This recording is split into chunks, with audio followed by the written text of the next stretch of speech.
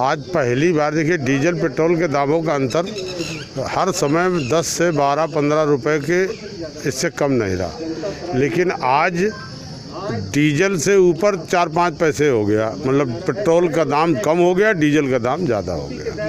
ये पहली बार हुआ है आज़ादी की। स्थितियाँ क्या होंगी अगर ये महंगाई इस तरह बढ़ रही है?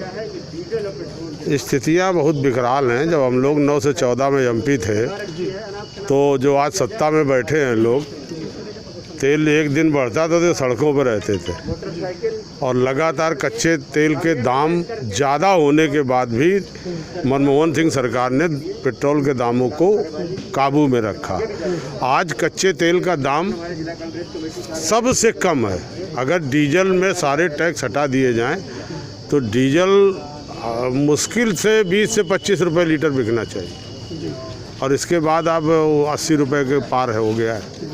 तो इतने टैक्स लगा करके कि कोरोना के चलते आर्थिक आपदा आ गई है, तो इसको केवल भरपाई करने के लिए ये मार जो की जा रही है, इसमें तो किसान परेशान है, व्यापारी परेशान है। आज जब व्यापारी माल ढो के ला रहा है तो वो भी महंगाई, तो लगातार ये तो आम जनमानस तक महंगाई जा रही है। तो ये सरकार को कंट्रोल करना चाहिए और डीजल के दाम कम करना चाहिए। विपक्ष जब भी ऐसे कोई मुद्दे उठाता है तो सत्ता पक्ष हमेशा ये कहती है कि उन्होंने क्या किया इतने वर्षों में।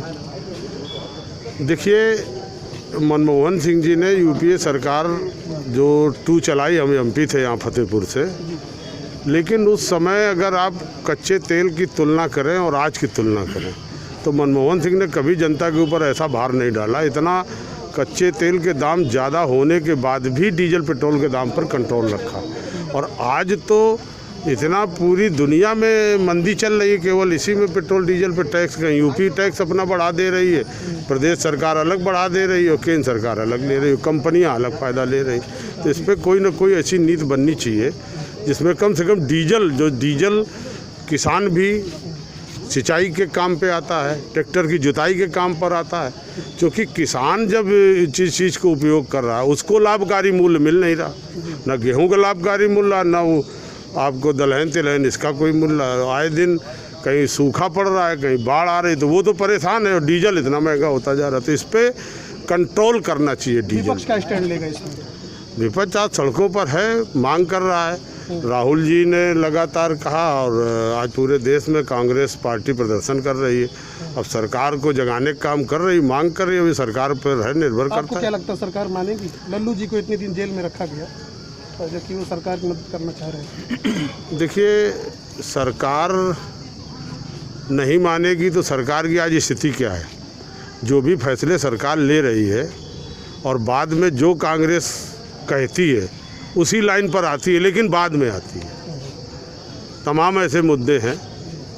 मनरेगा, जब हम लोग थे, मनरेगा की चर्चा चलती थी, तो मनरेगा को मोदी जी क्या बोलते थे, और आज मनरेगा को के माध्यम से पूरे देश में कह रहे हैं हम सबको प्रवासी मजदूरों को काम देंगे उसी पर। तो मनरेगा को भी उन्होंने माना कि नहीं ये हुआ। तो कांग्रेस ने अब लॉकडाउन उस समय था, आज 17,000 18,000 पर डे आ रहा है।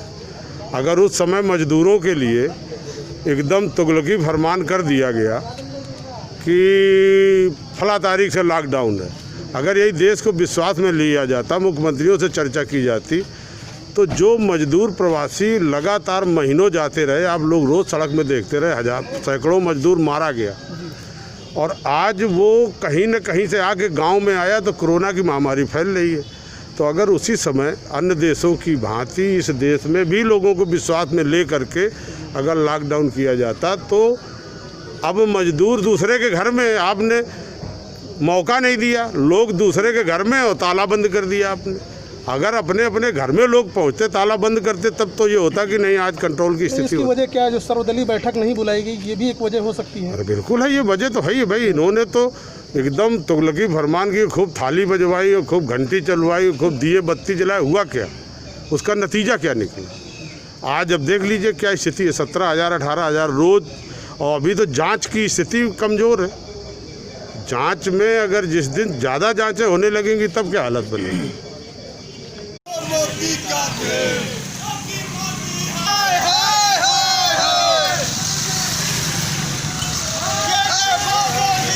70 साल बाद एक इतिहास कायम किया है भाजपा सरकार ने, जिन्होंने डीजल के दाम पेट्रोल के पार कर दिए हैं। अंधाधुंध एक्साइज ड्यूटी बढ़ाई है और पूरी दुनिया में सबसे ज़्यादा टैक्स लगा है भारत में इस समय।